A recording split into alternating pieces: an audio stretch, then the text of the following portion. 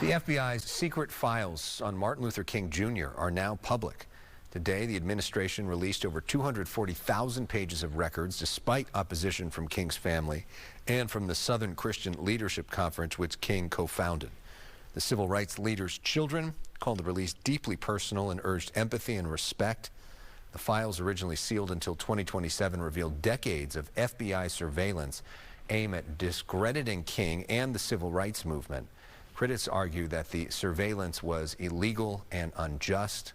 They tapped his phone for years and caught him in what likely were affairs with a lot of different women, which is part of the reason that his family didn't want all this out there.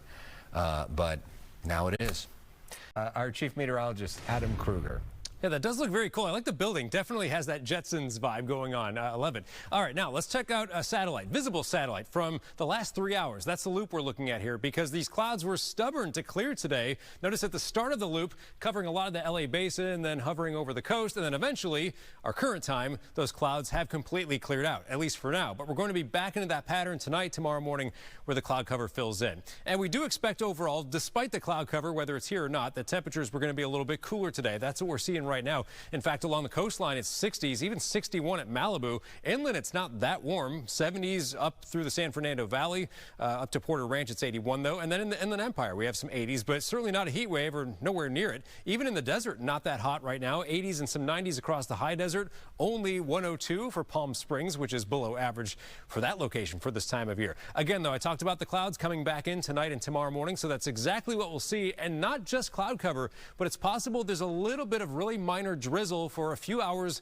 in a couple of spots tomorrow morning. That's what these green splotches are showing here for the morning tomorrow. And then clouds will gradually clear out over the course of the morning and midday tomorrow. All right, lows overnight, we see most areas dropping into the 60s. Here's a look at the highs for tomorrow. Again, not hot at all. Temperatures remain a little below average. We expect a lot of 70s. Along the coast, it'll be low 70s.